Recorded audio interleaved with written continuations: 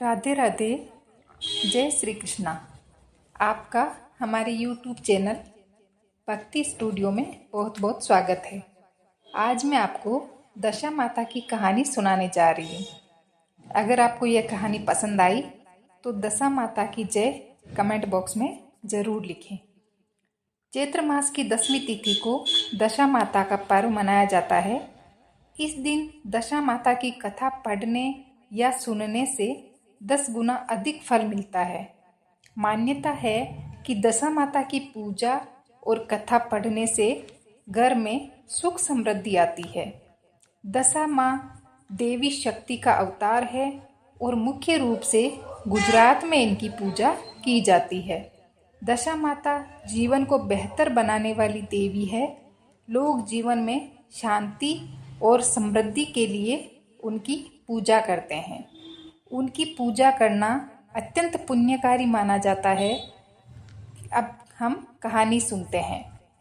किसी नगर में एक राजा राज्य करते थे। राजा अपनी रानी और 2 पुत्रों के साथ रहते थे। राजा का एक महल था जिसका नाम जल महल था, जो उनकी राजधानी के बाहरी इलाके में स्थित था।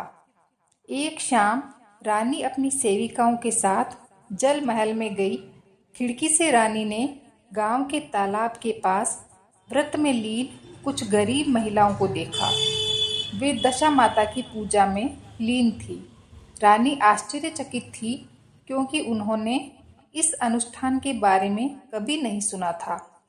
रानी ने अपनी एक दासी से कहा कि जाओ पता करके आओ कि यह औरतें किनकी पूजा कर रही है। तब दासी उन औरतों के पास जाती है कि आप लोग किसकी पूजा कर रही हो और क्यों कर रही हो। तब उनमें से एक महिला दासी को बताती है कि हम दशा माता की पूजा कर रहे हैं। दशा माता की पूजा करने से जीवन में शांति और समृद्धि आती है।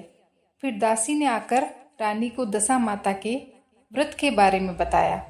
दशा माँ की कथा से प्रभावित होकर रानी ने व्रत करने का निश्चय किया और जल महल में पूजा अर्चना की व्यवस्था की। जब रानी व्रत कर रही थी तभी राजा महल में आए और देवी दशा माता की मूर्ति देखकर क्रोधित हो गए। उन्होंने रानी से व्रत रोकने को कहा क्योंकि दशा माता गरीबों की देवी है। उन्होंने यह तर्क दिया कि रानी होने के नाते उन्हें व्रत की आवश्यकता नहीं है, जो उनके स्तर से नीचे है। राजा के शब्दों से दशा माता क्रोधित हो गई और क्रोधित होकर उन्होंने राजा के जीवन में विपत्ति उत्पन्न कर दी। राजा ने अपना राज्य खो दिया।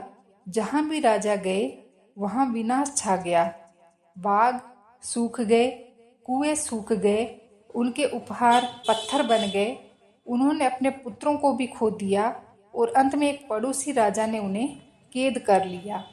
कैद में राजा को एहसास हुआ कि उन्होंने दशा माता का अपमान किया था, जिस वजह से दशा माता उनसे नाराज हो गई और यही उनके दुर्भाग्य का कारण था। फिर राजा ने चैत्र मास में आने पर होली के बाद 10 दिनों तक दशा माता का व्रत किया और दशा माता की पूजा अर्चना की। राजा ने दशा माता से क्षमा याचना की और कहा, हे माँ, मुझे माफ कर दो।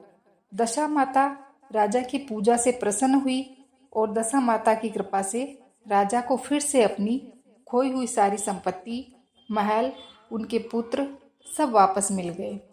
अब राजा अपनी रानी और पुत्रों के साथ खुशी खुशी रहने लगे और राजा ने अपने राज्य में ढिंडोरा पिटवा दिया कि हर कोई दशा माता का व्रत किया करे। जय हो दशा माता की। आपको अगर यह कहानी पसंद आई हो तो प्लीज़ चैनल को लाइक करें, शेयर करें, सब्सक्राइब करें। धन्यवाद।